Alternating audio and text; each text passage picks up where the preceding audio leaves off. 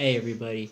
I know I would start a I said I was going to start a series here on Theological Tuesdays, but something hit me over the weekend that I just sort of would like to talk about. A topic sort of just flew up in my face because I saw a video on Facebook that was satirical in nature, but somebody captioned it something like when millennials interview for a job and just made every single millennial look like a high school teenage girl who's just addicted to her phone.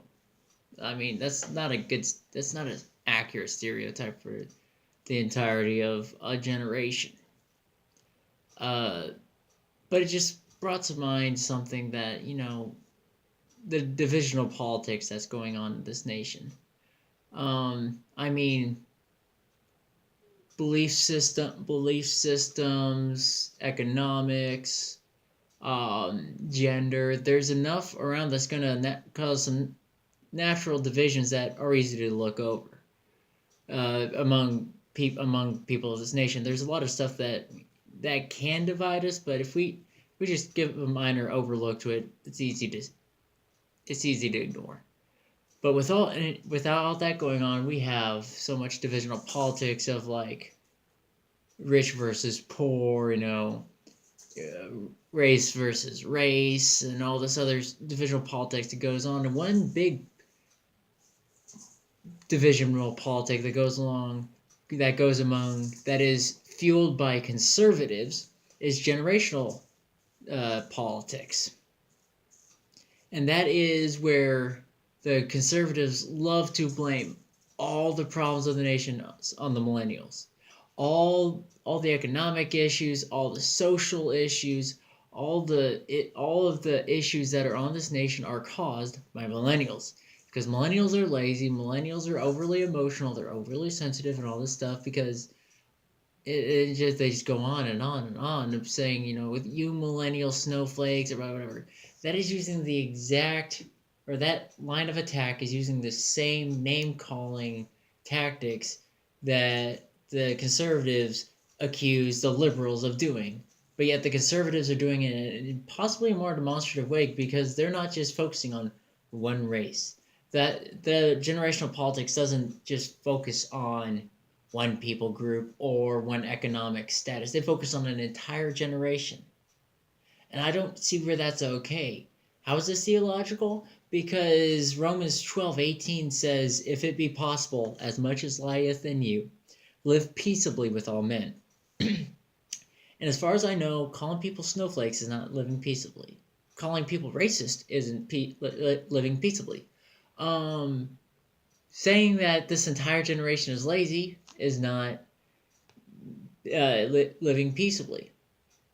I mean, now, granted, if you're speaking one on one with somebody, you're trying to encourage them to do better, or if you're maybe in like, say, a smaller group setting, like a youth group, or maybe Sunday school, maybe within some confines of your church, and you're trying to push them to be better, I could see maybe using maybe a little bit more harsher language, as long as you're doing it in an encouraging way to cause them to be better. When you're just posting some video on Facebook that you think is funny and it doesn't apply, and it doesn't, it's not attacking you, so it's just funny. So I'm going to share it to make fun of all these kids who don't have the same morals I do in my eyes. I'm just going to share that. That's not living peaceably. That's not encouraging. That's not causing people to become better or want to become better. It might actually encourage the middle finger kind of behavior that a lot of people a lot of the older generations look down on the millennials for. They're actually encouraging that language by behaving that way.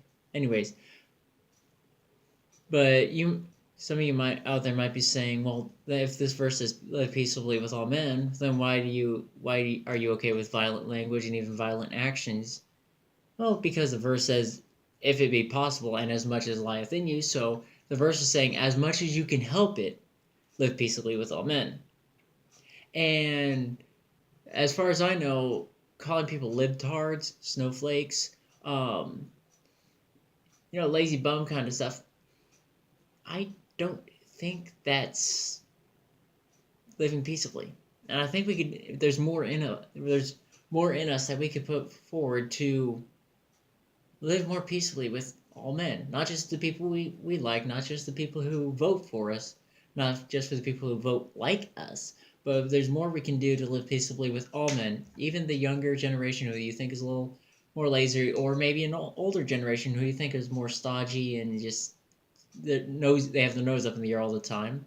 We can there's much more room that we can make peace with everybody. Not saying we're going to agree with everybody, not saying that we're going to condone everything everybody is doing, but there's a lot more we can do. That there's a lot more space in us to live more peaceably with everybody around us. Now, if you do everything you can to live peaceably, and they refuse, and the other person or group of people refuse to live peaceably, that's when other measures are forced upon you. But that's just one thing. That's just something I want to throw out to you all. Don't fall into this generational politic warfare. There's enough natural division among us as there is. We need to just live peaceably with all men. Do everything we can to live peaceably. It's perfectly fine to have your set values and your moral code. I encourage that. I fully encourage everybody to have a biblical moral code, but that doesn't mean we ram down everybody's throats and call them sinners and pagans when they don't match the moral code.